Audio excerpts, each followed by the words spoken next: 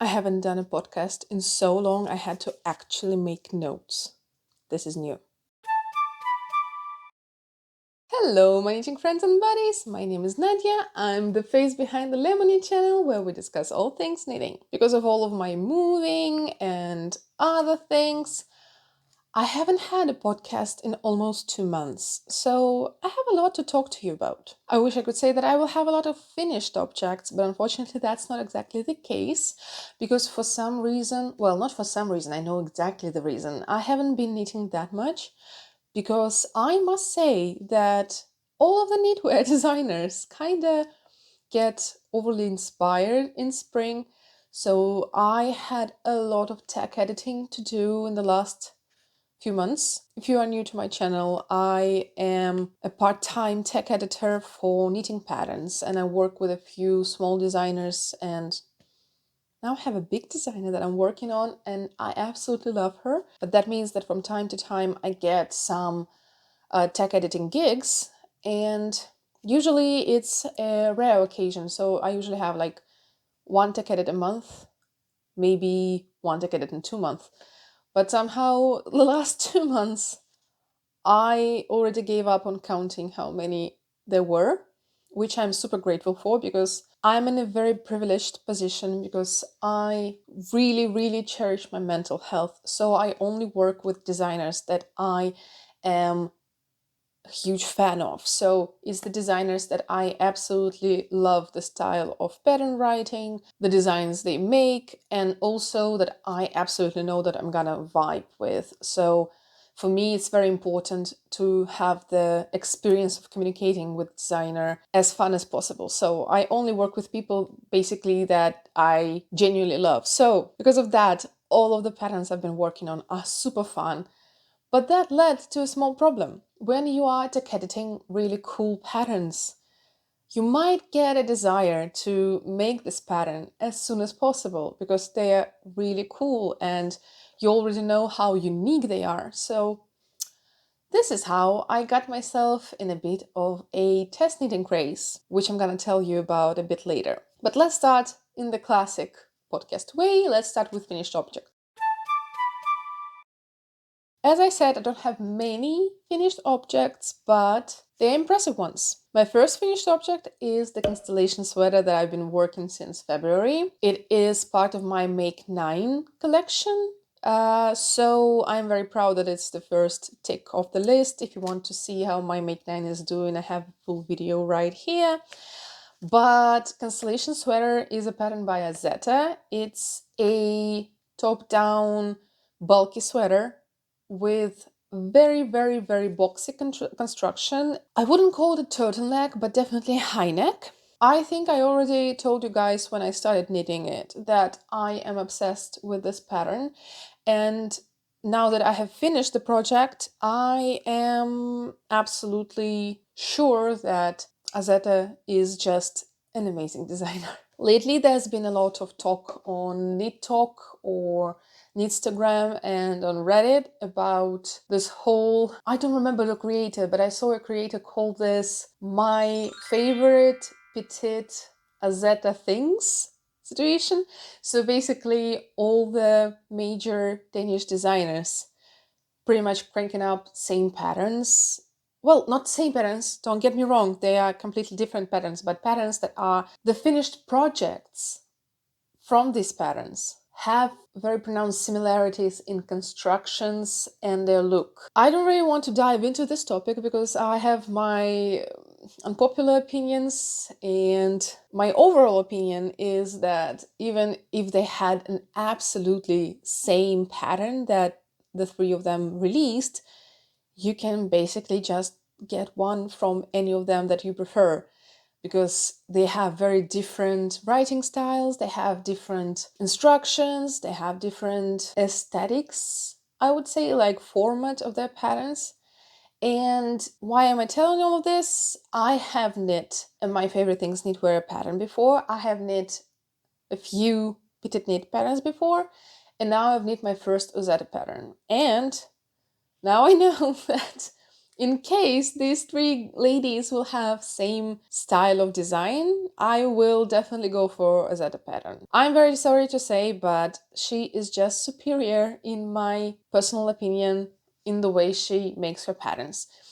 They are super clear, which is usually my problem with my favorite things knitwear patterns. While the finished object is amazing, the pattern itself is usually a bit chaotic and not in a good way. And with petite knit patterns, they're great for the beginners, but for people that have a bit more experience, and I by no means say that I have a big experience, like I started knitting a year and a few months ago, maybe a year and a half already, but still it's like not a long time.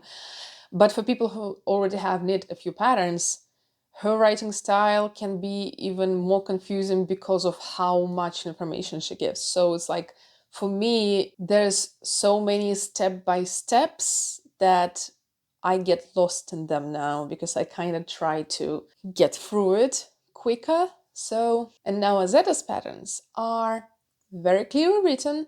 There are videos for every technique she uses that you can go and watch from the pattern, but you don't have to. So she doesn't explain every step inside the text, but she has like video support and also descriptions of the techniques with text above the pattern. She has a lot of shaping, which I also love, because if I see another sweater with no short row shaping at the neck, I will start throwing punches, I swear. And overall, the fit that her pattern have, it's the same like boxy, kinda oversized look, the baba dupes and everything. But in her case, it actually fits my body type. So I don't look silly in the finished garment, which is super important to me. Now that I had all this rant, let's talk about Constellation sweater in details. I made it using Isea Aran tweed held together with Isea silk mohair. I am obsessed with the fabric it created. It is super soft. It is not soft as like merino or something. It's soft as proper wool, but without scratchiness on top of it. But I will say that it is still rustic yarn. It's actually Irish wool, so it is quite rustic. If you are very sensitive to scratching, not yarn for you. But in my case, I'm very sensitive to mohair scratching. So like long fibers scratching on my neck and my arms. But with just the wool, I don't give a hell. I am fine with it. The problem is that this pattern required mohair, so I went on a limb to try the very expensive Isea silk mohair, and now I can go back because it is the only mohair I've ever tried that actually is soft enough for me to wear. I've been wearing the sweater non-stop. I wore it everywhere. I wear it at home, I wear it walking. I think I already wore it around 15 times and I only finished it a month ago. So that's saying how much I love it, especially since it's not exactly a sweater weather here, but I just can't stop myself. It feels like being under the blanket. And this is exactly what I want from my oversized sweater. So I'm super happy that I went through with it. Even though it's more basic pattern, I absolutely love it. So it's definitely one of my like top 3 things I knitted myself that are in my garderobe and I'm obsessed. The next finished projects were a few coasters that I made for a market that Anna from Fingernamed and I were a part of. We were selling our period love beret kits. If you're interested in the kits, we still have some on your website for sale. The link is in the description. Since we wanted our stand to look as cute and cozy as possible, we also were selling a few made by us things. And one of the things I made specifically for the market were these cute cup coasters that have this little loop that looks like a cup handle, so that you can actually like hang your coasters next to your table if you don't need them, and then just like take it off the hook when you need them. I think they're adorable. Unfortunately, Even though everybody said they were cute, nobody actually bought them. So we still have, I think, a set of 3 for sale on the website. So also, if you're interested in buying some super cute coasters, which are double knit. So it's a 100% merino double knit coasters that hold their shape and don't really hold onto smells. The link is also in the description. My next finished object is an accessory. It's Lucia Bonnet by Mochi Knits. I had a lot of leftover yarn from my Constellation sweater. I think it's for the first time ever I bought too much yarn for the project. Usually I'm playing yarn chicken and losing it. This time I had a skein and a half left of both of them for some reason. I don't know how that happened. But because of that, I had an open skein of both mohair and iron tweed, and one half-used skein of both of yarns. So I decided I need something small, but with similar bulky gauge that I can quickly make and just like kind of de-stash the leftovers of yarn. I found the pattern for this bonnet. I am a big fan of mochi knits, so I decided it's gonna be a great project. I bought the pattern, I knit it, and I still have about a quarter of both skeins of yarn left, so I did not exactly de-stash it. I might knit another one and gift it to some of my friends. I don't know which one of them would like a bonnet. I never asked them. I should. First of all, it obviously matches perfectly with the sweater. Like, it's the same fabric, so it looks super cute together with the sweater.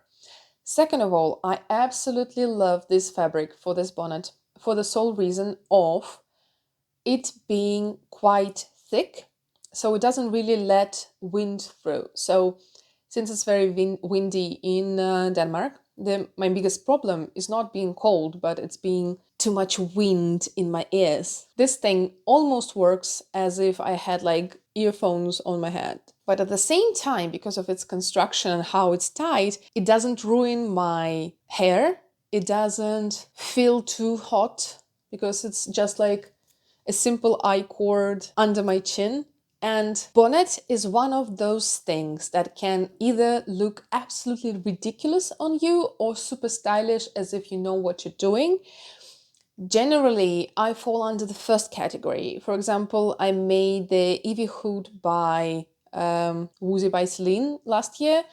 And while it's cute as hell, I loved it. I had to sell it because unfortunately I looked hideous in it. I don't dress stylish enough to wear stuff like that. I just like, it doesn't suit me. I can't really do anything with it. I prefer to wear things that actually make me look good in my own eyes. So this bonnet was quite a risk in my eyes, especially since I asked Anna Mother from Wingenemt if she thinks it's a good idea to make a bonnet, and she also said that it's one of these things that look ridiculous on like 90% of people. But for some reason I decided to go on and knit it, and I am very happy I did, because like I love how it looks on me. I love how it wears functionally. I must say the pattern itself was a bit confusing. I had to frog a few times because with all the increases in the first part, there's basically increases going from the middle, and increases usually have like small holes that they leave, right? Right leaning decrease on one side and left leaning decrease on another side.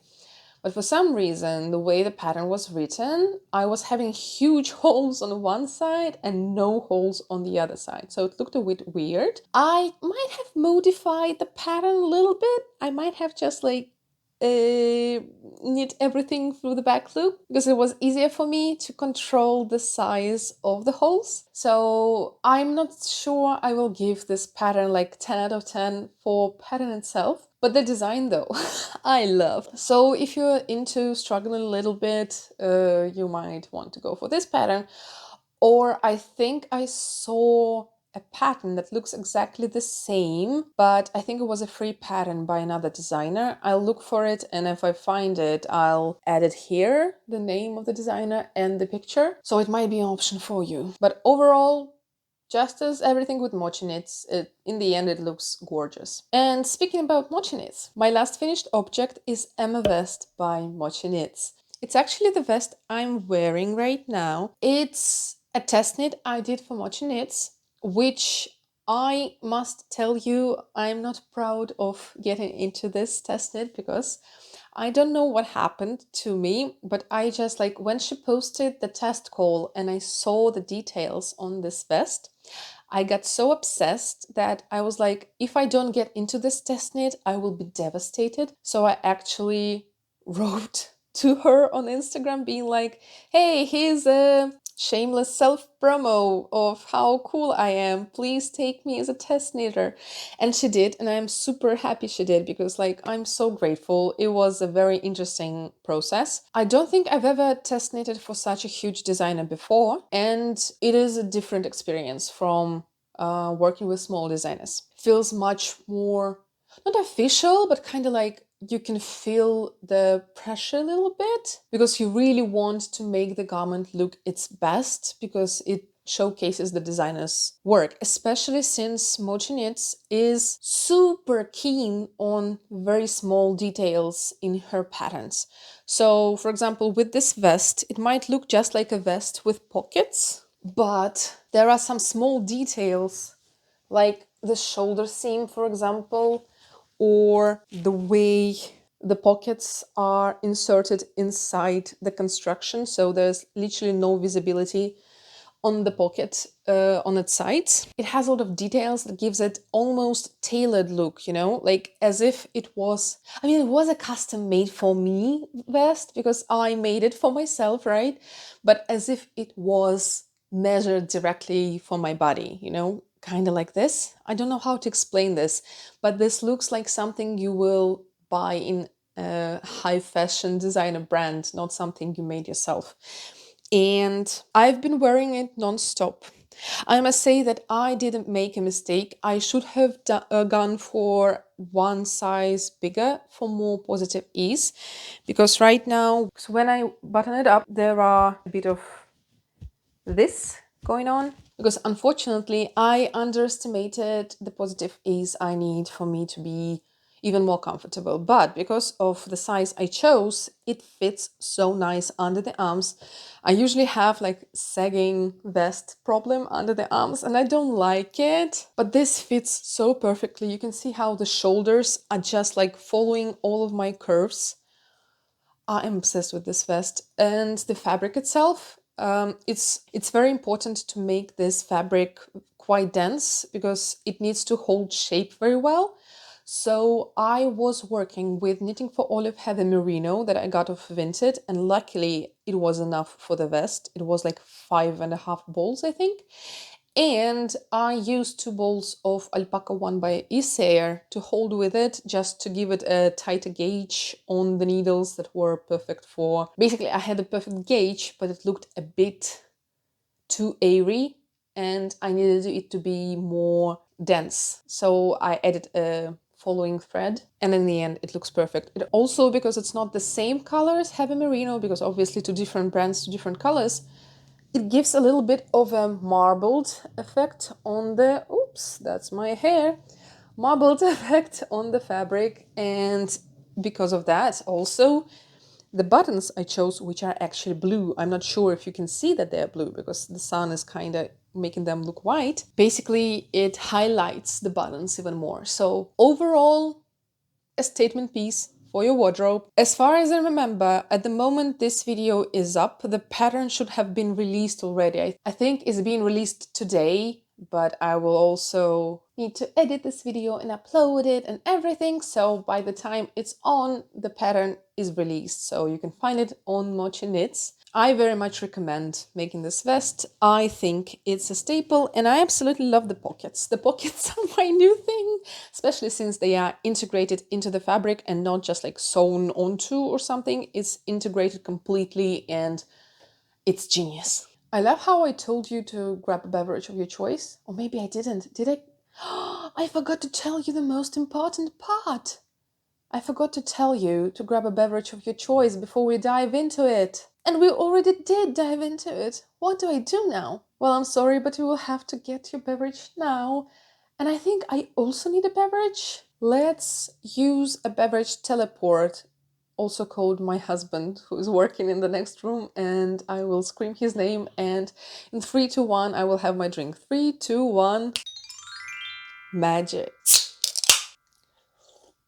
I have a new obsession with this cream soda flavor of Pepsi. It's sold out everywhere in Denmark, but I accidentally found one pack of like 6 cans yesterday, and I'm so glad I did. Not sponsored, not an ad, unfortunately. Let's move on to the works in progress.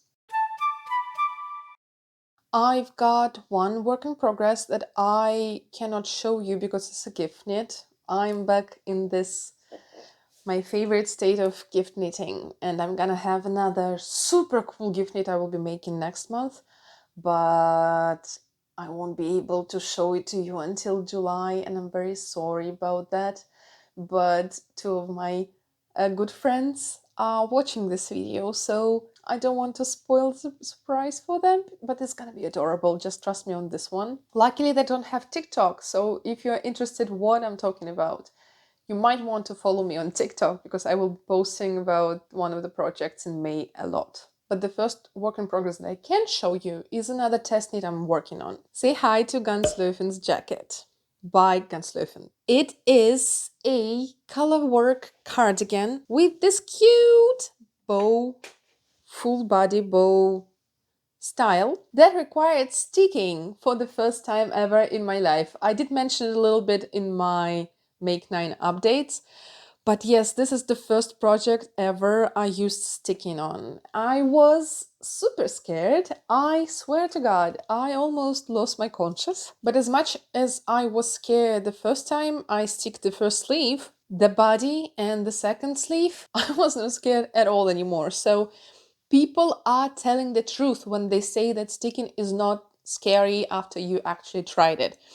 When you can see how, in my case, like crochet reinforcement, when you can see how it holds onto every strand after you cut the fabric, sticking is not scary anymore.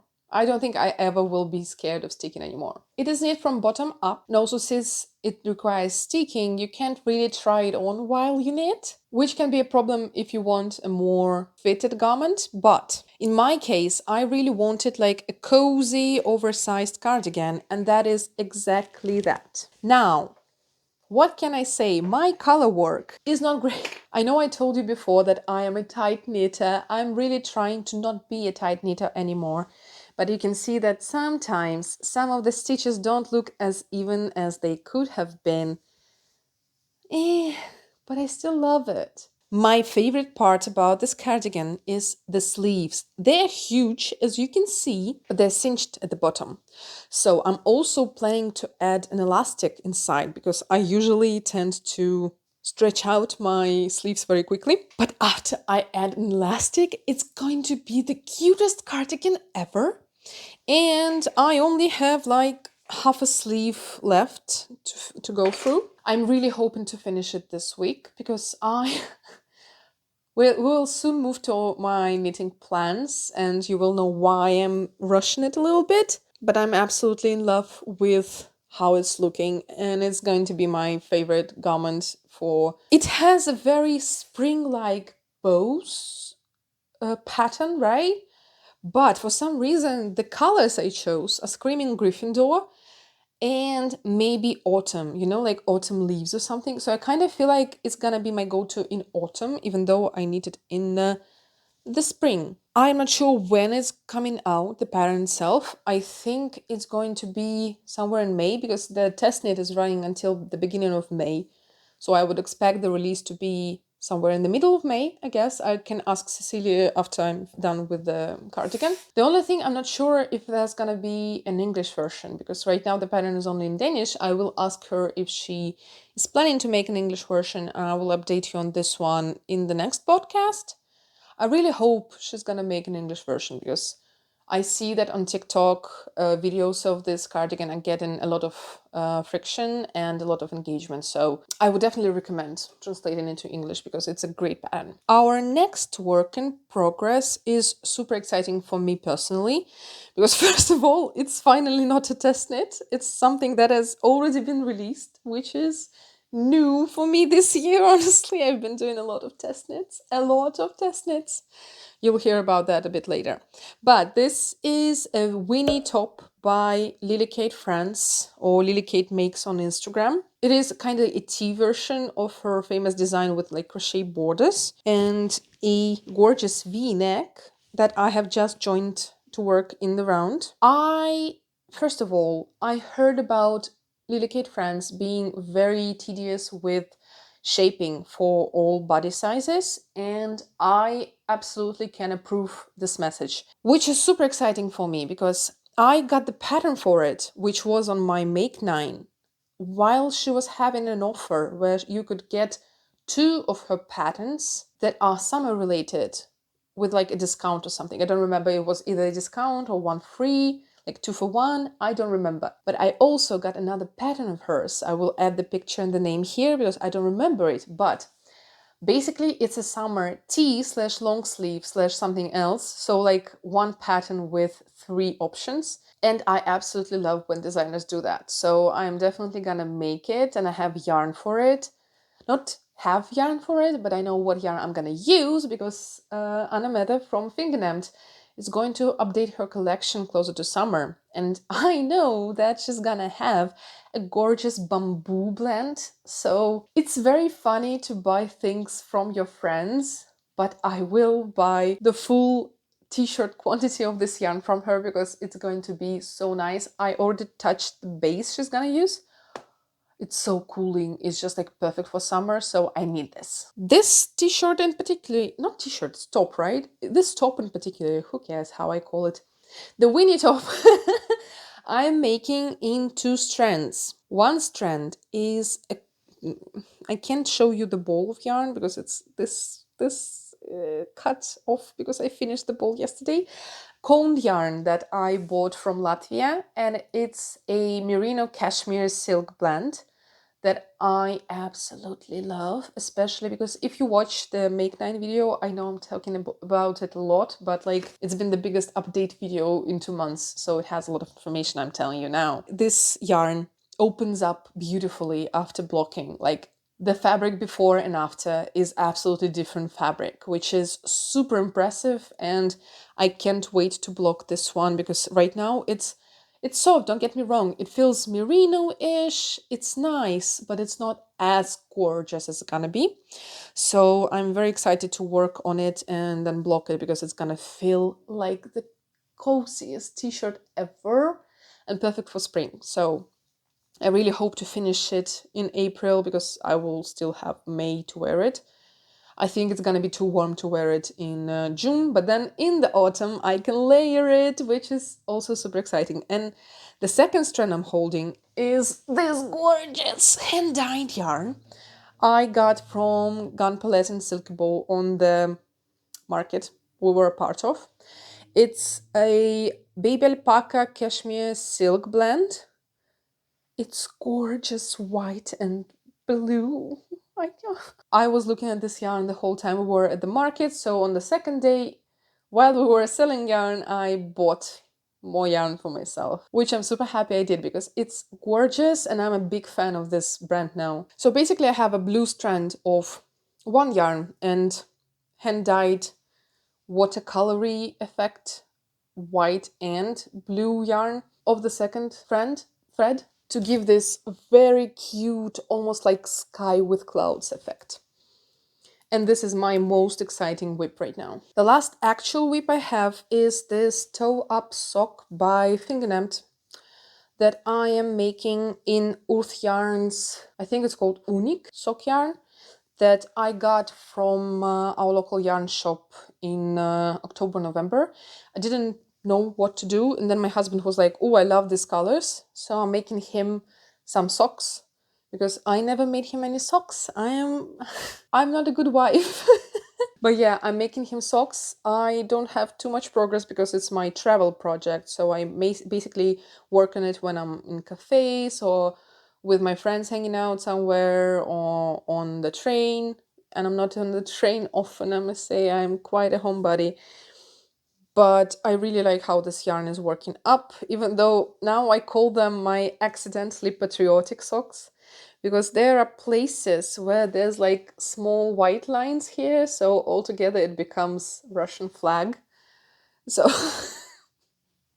I find it hilarious to call these socks accidentally patriotic socks.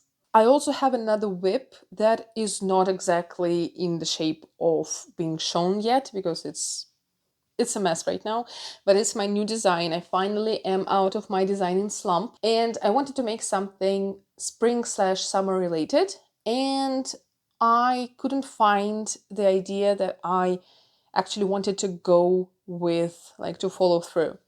And a few days ago, it finally hit me, and all of my ideas actually come to me when I'm sleeping. So, unless I get an idea while I'm sleeping, I'm doomed. My creativity only works when I sleep.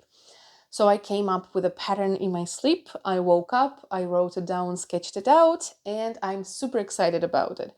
I will try to add like a sketch here. It's going to be called a morning glory because it is basically based on my love for morning glory flowers. In Russian, we call them vynok because it kind of tangles around everything with the curls and just like takes over everything in the summer.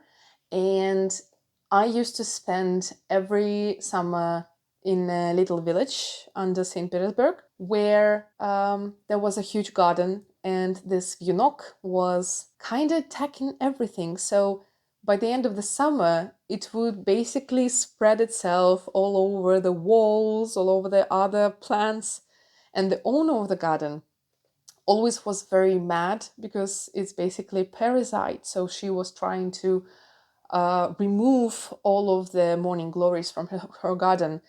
And as a kid, I never understood that because I thought, wait, it's so pretty. Why would you remove it? It's not really doing anything bad. Now that I'm older, I see why she did that. But the memories of this like flower that is pretty but also very strong and powerful kind of motivates me a lot to not give up in my endeavors. So I thought that it would be a very nice idea to make a summer top. But since this flower for me is associated with me powering through, I also wanted to make something that would help me cover up the parts of my body that I don't like to be shown. So like I'm not really conscious about them. I just don't like to show them. And in my case, since I have like very round shoulders, I don't like when tops are like ending here because this part of my arm is kind of too round, so I don't really like the shape of how I look when my hands are just like parentheses under the clothes. So I wanted to have something with a sleeve, but I also wanted to be summery and whimsical and super lightweight. So because of that, the top itself is going to be in DK weight yarn or two fingering weights together. The first sample I'm making out of yarn I unraveled from a sweater, so there's like, I can't really tell you what this yarn is, I can only tell you the gauge. But before starting the test knit and everything, I will make another sample holding two strands of cotton merino by Knitting for Olive because I want to combine a green cotton merino with white cotton merino and see how it goes. I think it's gonna give like this perfect marbled green effect, and the cables, not the cables, but like I-cords on the edges will be just green. So we'll see how it goes. And the sleeves will be absolutely different fabric. It's gonna be lace suede fabric with this bell-shaped sleeves. It's gonna be super whimsical. And I must say it's very much a passion project. So even if nobody likes it, I will still release this pattern because I would love to see patterns like that being released. That's super exciting for me. I will update you when I have any updates, but for now I just made a gauge swatch and started counting all the stitches and writing up the pattern. We'll see how it goes. I don't make any promises. Last time I made a promise, my matcha crop was moved to the next autumn/winter, unfortunately, but it is what it is. Now, the reason this video is called Test Knit Chaos or something like this, I'm not sure what I'm gonna call it yet. I'm sure it's gonna be something about test knitting because I already showed you 2 test knits that I made in this past months. The moment I finish the Garnsløjfens jacket, which is color work, full body color work project, I am switching to another test knit that is full body color work project. I think I just want myself to suffer. I can't explain it any other way. But yeah, the next project I'm working on is gingham fruit jumper sweater. I'm not sure. I'll check. By CM Knits, which is my dear friend, online friend, and also a designer I'm working with as a tech editor. So when I first saw her making the lemon sweater, she has 3 versions of the sweater: a strawberry one, a blueberry one, and a lemon one. Lemonade here, hello. I knew I had to make it, so I very much did tell her that she needs to write the pattern very quickly. Now that I tech edited the pattern, I love it even more and I can't wait to test knit it. But it's a full gingham body and colorwork sleeves, so it's gonna take me a lot of mental power and energy, especially since I already tried knitting gingham before in the Friday Knits gingham something something jumper, and I failed it. I ain't gonna lie, I failed it, partially because of the yarn, partially because of my tension, which is much better now, but still you could see the clear lines of red behind the white color because I was always catching floats in the same place. I will try to not do this in this version, but everybody makes mistakes. Everybody has those days. So we'll see how it goes. But here at least I will have motivation to unravel it because I'm not using the freaking drops air that I hate. You might think that I would go for the yarn that the original yarn designer used in her pattern, which is Senesgan Duo, which is very widely available in Denmark, so I could buy it anytime. That would be an easy option, right? Easy options? Me? Of course not! I got 2 cones of Holst Coast that I will need to hold 2 strands of for each color, so I will be working with 4 strands of yarn. Why am I doing this to myself? But the good thing is that these like 500-gram cones will last me the whole sweater and will be enough for another sweater, which is also a test knit, but a bit later. Because the next test knit I'm working on is Kate Create Designs is making another fish sweater. It is absolutely adorable, and when she showed it to me, I fell in love, so I said that I will test knit it because it's gorgeous. The only problem is it's also a colorwork sweater, and I'm not sure how many colorwork sweaters I can survive through this spring. I am a little bit worried that I will fail this test knit, so I'll see what deadline Kate is gonna have because I am very, very, very scared to fail her because I love her dearly and I don't want to be a nuisance. But I'm definitely making the sweater anyway. And if the gingham sweater I'm planning to make with like main color of brown with yellow as squares and lemons on it, right? I'm planning to make the other thing with Kate's sweater because another fish sweater I want to make yellow with brown as contrast color to kind of balance it out, you know. I'm very into brown lately for some reason. Brown and red. I don't know what's going on with me. Blue was always my thing, but now apparently I'm a red and brown girl. And you might think that it's all the test knits I got into.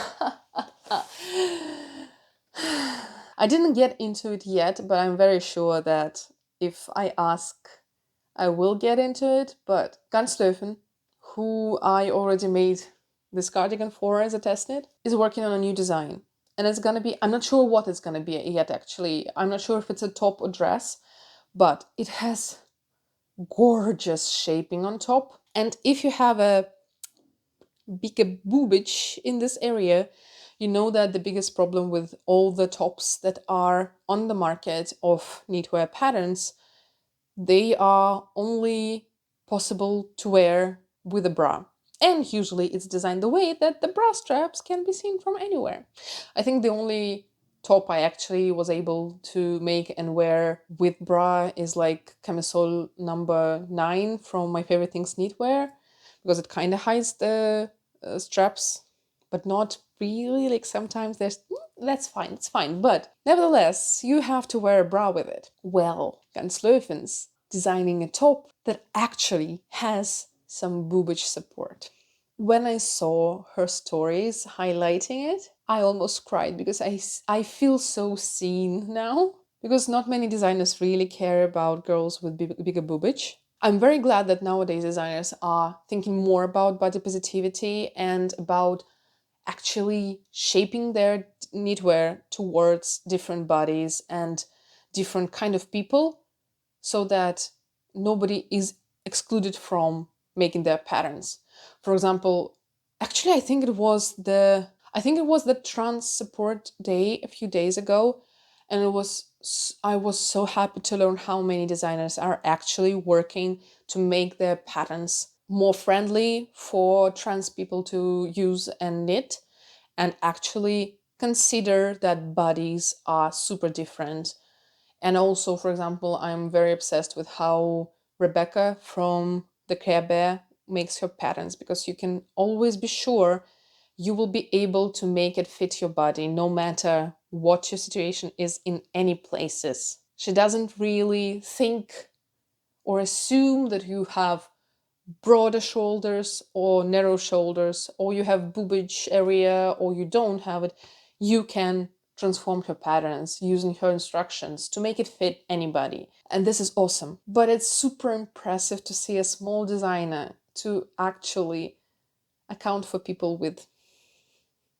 And I know why, because she also has quite a bust herself. So it's super impressive and I really want to make it. I would love to wear a summer top or dress and not care about wearing a bra. Honestly, I'm tired. It's hot in the summer. I want to wear a top without being wearing another layer.